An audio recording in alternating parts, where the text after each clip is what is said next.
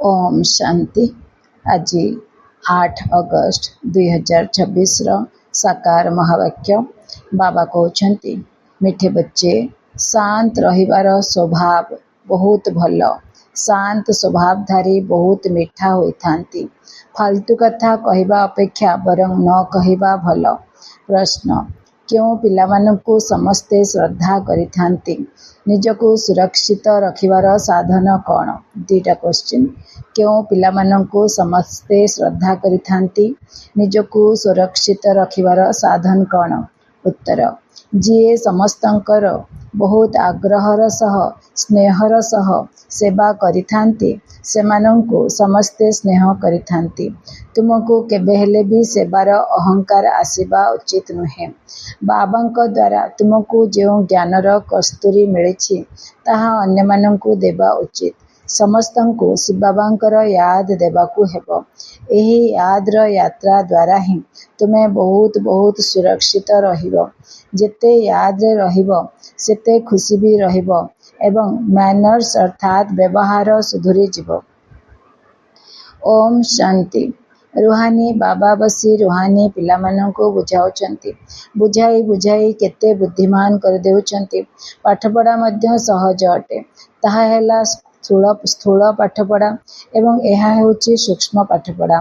तुमे संतान माने जानिछ एही पाठ बाबांक व्यतीत आउ केही पढ़ाई परिबे नहीं। बाबा आसीहिछंती पवित्र करिबाकू एवं पढ़ाइबाकू। लक्ष्य उद्देश्य सम्मुखरे दंडायमान। तेणु एपरी पितांकु मने पकाई खुशीरे लोम टांकुरी उठिबा दरकार। पिलामाने एकथा मध्य जानिछंती जे आमको दिन प्रतिदिन शांतिरे रहिबार अछि। समस्तंकु शांति तो बहुत पसंद अटे। प्रसिद्ध लोकमाने अधिक कथा कहती नहीं कि जोरे कथबार्ता करती नहीं।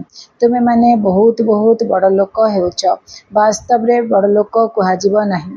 तुमे माने तो देवता हेउछ। देवता माने बहुत कम कथा कहितांती। तुमको मध्य जदि देवता हेबार अछि तेबे बाणी परिवर्ते चुप रहिबार अभ्यास कर। जो माने शांतिरे रहिथांती तांक पई विचार करा जाय जे सेमानकर निज उपरे अटेंशन बा ध्यान अछि। तुमको जेहेतु शांतिधाम जिबार अछि तेणु बहुत धीरे कहवा उचित। धीरे कथा कही कही शांतिधाम को चली जिबार अछि।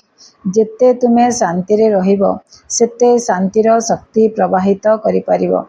तुमको बहुत शांतिरे रहिबा उचित। बड़ पाटिरे कथबार्ता कले भल लागे नहीं। क्रोध करिबा मध्य भल नुहे। पिलामानंक मध्यरे कोनोसी भी विकार रहिबा उचित नुह। जांच करिबा दरकार मु काहा सह लड़ेई झगड़ा करू नहीं तो। बाबा तो बुझाइछंती खराब कथा सुन नहीं, खराब कथा कुह नहीं। जो कथा तुमको पसंद नुहे सेई कथारू तुमको दूरेई रहिबा उचित। तेबे जाई दुहिंकर मुख बंद रहिबो। प्रत्येक कथारे दैवी गुण को धारण करिबा उचित। केही जोरे कथबार्ता हेले तांको कुह शांत। एते जोरे कथा कुह नहीं। तुमे जानिछ आमे शांति स्थापना करूछु। सत्य जुगरे शांति रही थाए। मूल बतन रे तो शांति निश्चित रहिछि। कहउछंती शरीर तो न थाए तेबे कथा किपरि कहिबे। बाबा पिलामानंकु बहुत श्रेष्ठ श्रीमत देउछंती। बुझाउछंती मिठा संतान माने एबे तुमको निज घर को जिबार अछि। तेणु बाणीरू मूवी को आस पुणी साइलेंस अथवा नीरव हो जाओ। जे भी देखा हेउचंती तांको एही वार्ता दियो। तुमे माने जेते नीरव रहिबो सेते बुझिबे जे एमाने केउ धुन रे अछंती। शांत रहिबार स्वभाव बहुत भल। शांत स्वभावयुक्त व्यक्ति समस्तंकु बहुत मिठा अर्थात स्नेही लागिथांती। फालतू कथा कहवा अपेक्षा न कहवा भल। तुमे सच्चा पैगंबर अर्थात वार्तावह अट। ତୁମମାନଙ୍କର ସମସ୍ତଙ୍କ ଉପରେ ମେହେର ଅର୍ଥାତ୍ କୃପା ରହିବା ଉଚିତ। କୃପା କରୁଥିବା ସନ୍ତାନମାନେ ବହୁତ ଶାନ୍ତିରେ ବାବାଙ୍କ ୟାଦରେ ରହିବେ। କେବଳ ବାର୍ତ୍ତା ଦେବାର ଅଛି ଯେ ଅବିନାଶୀ ବାବାଙ୍କୁ ୟାଦ କର, ତେବେ ଅବିନାଶୀ ସୁଖ ଶାନ୍ତି ମିଳିବ। ଲୌକିକ ପିତାଙ୍କ ପାଖରେ ବହୁତ ଧନ ଅଛି, ତେବେ ସନ୍ତାନକୁ ବହୁତ ବର୍ଷା ମିଳିବ। ବେହଦ ବାବାଙ୍କ ପାଖରେ ତ ବିଶ୍ୱର ବାଦଶାହୀ ରହିଛି, ଯାହାକି 5000 ବର୍ଷ ପରେ ତୁମକୁ ସେହି ବାଦଶାହୀ ମିଳୁଛି। ତୁମ ସନ୍ତାନମାନଙ୍କୁ ସମସ୍ତଙ୍କର ବହୁତ ଆଗ୍ରହର ସହ ସେବା କରିବାର ଅଛି।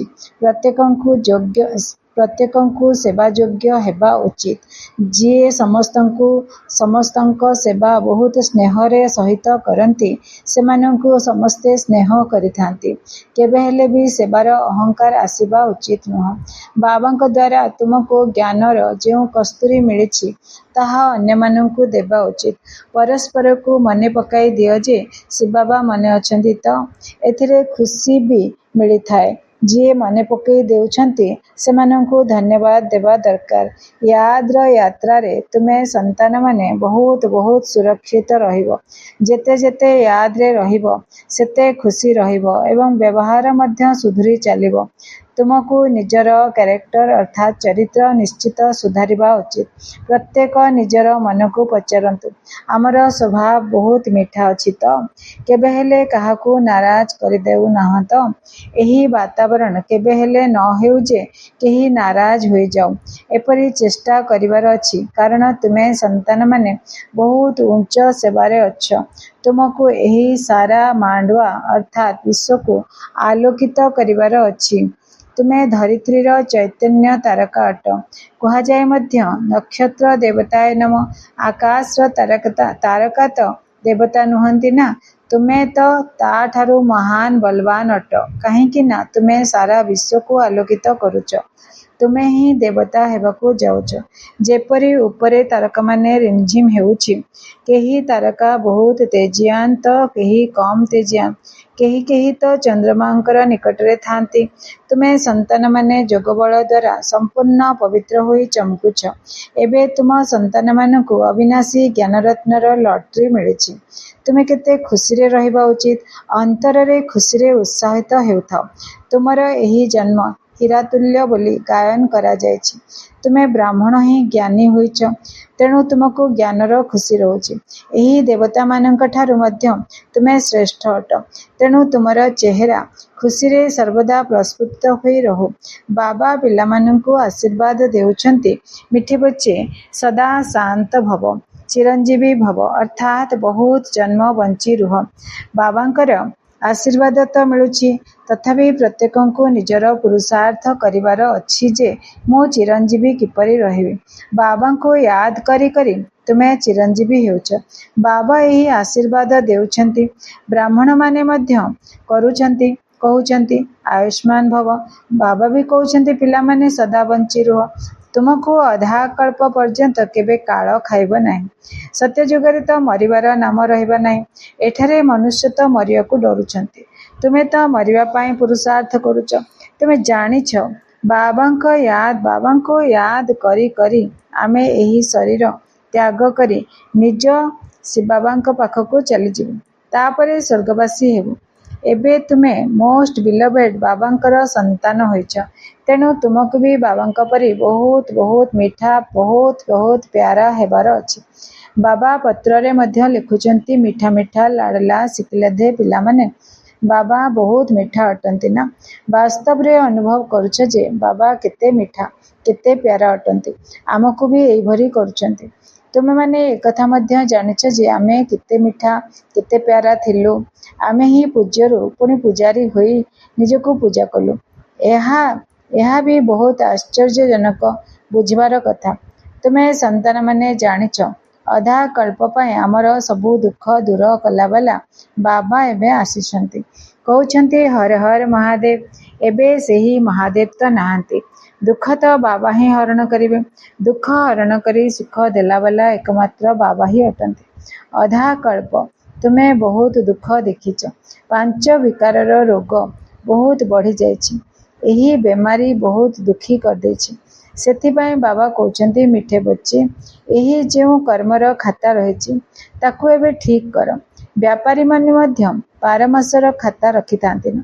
बाबा बुझाउछन्ति पिलामाने सारा सृष्टि रे देख वर्तमान केते आवर्जना रही। यह हेउछि ही नरक। तेणु बाबा को आसबाकू पड़ुछि नरक को स्वर्ग करिवा ପାଇଁ। बाबा बहुत बहुत उकीर अर्थात स्नेह आसुचंती। बाबा बहुत स्नेह आसुचंती। से जानिछंती मते पिलामानंकर सेबारे आसीबार अछि। मु कल्प कल्प तुम पिलामानंक सेबारे उपस्थित हेउछि। जेतेबेले जी आसुचंती पिलामाने बुझुचंती जे बाबा आममानंक सेबारे उपस्थित अछंती। एठारे बसी बसी समस्तंकर सेवा होई जाइछि। सारा सृष्टिर कल्याणकारी दाता तो एक अटंती ना। बाबा जानिछंती सारा दुनियार एही जो आत्मा माने अछंती समस्तंको मते ही वर्षा देवाको आसीबाको पड़िबो। बेहद बाबांकर दृष्टि दुनियार आत्मा मानंक आड़कू जाउछि। जदिओ एठारे बसिचंती परंतु दृष्टि सारा विश्व आड़कू और सारा विश्वर मनुष्य मात्रंक उपरे रहिछि। काहेकि ना सारा विश्वर निहाल करिवार अछि। ड्रामा प्लान अनुसार कल्प पूर्व भली सारा विश्वर आत्मा माने निहाल होइछि। बाबा सबो पिलामानंको मने पकाउछंती। दृष्टि तो जाउछि ना। संगम जुगरे ही बाबा पिलामानंको सेबारे उपस्थित हेउछंती। तांका परि अन्य केही भी सेवा करि परिबे नाही। तांकर हेउछि बेहद्र सेवा। तुमे संतान माने मध्य बाबांको सेतेबेले प्रत्यक्ष करिपारिबो जेतेबेले तांका परि सेवा करिबो। सेवाधारी को फल मध्य बहुत उच्च मिलिଥାଏ। पिलामानंकर निशा मध्य चढ़ुछि जे आमे श्रीमद आधार रे सारा विश्वर मनुष्य मानंको सुख देउछु। बाबा कहउछंती मिठे बच्चे ज्ञान रत्न रे निजर झोली खूब भरपूर कर। जेते भरिवार अछि भर। निजर समय बर्बाद कर नाही। बाबांको याद रे समय को सफल कर। जे भल भावरे धारणा करछंती जे भल भावरे धारणा करंती सेमाने अन्य मानंकर सेवा मध्य बहुत भल भावरे करि परिबे। समय नष्ट करिवे नाही। पुरुषार्थ करी पिलांको अंतर्मुखी हेबाकू अछि। पुरुषार्थ करी पिलामानंको अंतर्मुखी हेबाकू अछि। अंतर आत्मा अटे ना। एहा निश्चय करिबाकू हेबो। एहा निश्चय करिबाकू हेबो जे आम आत्मा मानंको बाबा बुझाउछंती। सोल कॉन्शियस अर्थात आत्मा अभिमानी होई रहिबा। प्रकृत अंतर्मुखी हेबा। तो अंतर्मुखी अर्थात भितरे जेउ आत्मा अछि ताकू सबु किछि बाबांक ठारू ही सुनिबार अछि। बाबा स्नेहरे बारंबार बुझाउछंती। माता पिता और अन्य सबु भल भल अनन्य बड़ भाई भौणी माने अछंती जे माने कि भल सेवा करूछंती। तांक ठारू सिख। अंतर रे एही निश्चय कर जे आमको फालतू रे समय नष्ट करिबार नाही। शरीर निर्वाह भी करिबार अछि। निजर रचना को भी देखिबार अछि। केवल ममत्व रखिबार नाही। ममत्व रखिले क्षति होइजिवो। कहउछंती ममत्व रखिले क्षति होइजिवो। एक बाबांक ठारे ममत्व रख। तुमे एठारे बाबांक सम्मुखरे अछ। आत्मा और परमात्मा सम्मुखरे अछंती। काहेकि ना एठारे स्वयं बाबा आत्मा मानंको पढ़ाउछंती। सेठारे आत्मा माने आत्मा मानंको पढ़ांती। देवात्मा माने छोट देवता आत्मा मानंको पढ़ेबे। एठी परमात्मा आसिकरे आत्मा मानंको पढ़ाउछंती। एई सब कथा तुम संतान मानक मध्यरे चिंतन मंथन हेबा उचित। विद्यार्थी मानक बुद्धि रे सारा दिन पाठपढ़ा माने रहिଥାଏ। तुमर बुद्धि रे भी सारा पाठपढ़ा ही रहिछि। तुमर बुद्धि रे ही सारा पाठपढ़ा मने रहिଥାଏ ना। तुमर बुद्धि रे भी सारा पाठपढ़ा ही रहिछि। एहा आत्मिक पाठपढ़ा अटे। आत्मा पाई आत्मार उन्नति पाई भल विद्यार्थी सर्वदा एकांत रे जाई पाठ पढ़ंती। छात्र माने परस्पर सही मिसिले पाठपढ़ार ही वार्तालाप करंती। एही बेहद्र पाठपढ़ारे तो आहुरी खुशी लागिजिबा उचित। तुमे संतान माने एबे बाबांकर सहयोगी हेइच। याद रे रहिबार ही सहयोग करिबा कारण यादर यात्रा अर्थात शांतिर यात्रा। सेथिपाई कहा जाउछि प्रत्येक निज घर को स्वर्ग करंतु। प्रत्येकंक बुद्धि रे बाबा एवं वर्षा अच्छी। बाबा अर्थात अलफ याद कले बादशाही मिलिब। आउ किछि करिबार नाही, केवल निजकु आत्मा मने करी बाबा को याद कर, तेबे राजत्व तुमर। तुम्हें संतान मैंने समस्त को यही वार्ता दे चल कि बाबा को याद कर, तेबे स्वर्गर राजत्व मिलिब। अच्छा, मीठा मीठा शिकिल दे संतान मानक प्रति माता पिता बाप दादांकर मधुर स्नेहभरा स्मृति एवं सुप्रभात। आत्मिक पितांकर आत्मिक संतान मानक नमस्ते। आमे आत्मिक संतान मानकर आत्मिक पितांक प्रति बहुत बहुत याद प्यार एवं नमस्ते। धारणा पाई मुख्य सारांश। बाबा याद निज समय आबाद अर्थात सफल करने उचित। यही अमूल्य समय क्योंठी भी बर्बाद कर नाही। पुरुषार्थ करी अंतर्मुखी अर्थात सोल कॉन्शियस होई रहिबा दरकार। 2 नंबर पॉइंट। एबे आमे देवता मानक ठारू भी श्रेष्ठ ब्राह्मण अटो। एबे बाबा द्वारा अविनाशी ज्ञानरत्नर लॉटरी मिली। ज्ञानी होइछे तो चेहरा सदा खुशी रे हर्षित होई रहो, अंतर खुशी रे उछुली उठुथाओ। वरदान दौछंती बाबा, सुंदर वरदान। संकल्पर महादान द्वारा प्रत्येक संकल्पर सिद्धि प्राप्त करुथुआ मास्टर सर्वशक्तिमान भव। जो पिला माने मनर संकल्प द्वारा शक्ति गुड़िक दान करथांते सेमानंकु मास्टर सर्वशक्तिमान र वरदान प्राप्त होइଥାଏ। काहेकि ना मनर संकल्प द्वारा शक्ति गुड़िकर दान करिबा द्वारा संकल्प रे एते मात्रा रे शक्ति जमा होइଥାଏ जहा कि प्रत्येक संकल्पर सिद्धि प्राप्त होइଥାଏ। सेमाने निजर संकल्प को जेउठारे इच्छा सेठारे गोटे सेकेंड भितरे स्थित करिपारिबे, कारण संकल्प गुड़िक सेमानंकर अधीन रे अछंती। सेमाने निजर संकल्प गुड़िक प्रति विजयी होइथिबा कारणरो चंचल संकल्प वालांको मध्य किछि समय पाए अचल बा शांत कर दे पारिबे। स्लोगन सुनाउछंती बाबा। जदि निरंतर एकमात्र बाबा अंगरे रहिबो, बाबा संगरे रहिबो, जदि निरंतर एकमात्र बाबा संगरे रहिबो, तेबे संग दोषरु सुरक्षित रहिबो। यह अव्यक्त सारे हैं अपवित्रतार बीजकु मध्य समाप्त करी संपूर्ण स्वच्छ हुआ। कौनसी विकर्म वा व्यर्थ कर्म जदि बारंबार हो जाउछि, तेबे एहार कारण हला सर्वदा सच्चा साथी अर्थात शिव बाबा को निजर साथी रे रखिनह अथवा संगर अनुभव करुना। जेपरी शक्ति माने गोटे सेकेंड रे दृष्टि द्वारा असुर मानकु संहार करथांती, सेहीपरि जुगल रूपर स्मृति द्वारा निजर आसुरी संस्कार वा अपवित्रतार संकल्प को गोटे सेकेंड भितरे संहार कर। अच्छा, ओम शांति।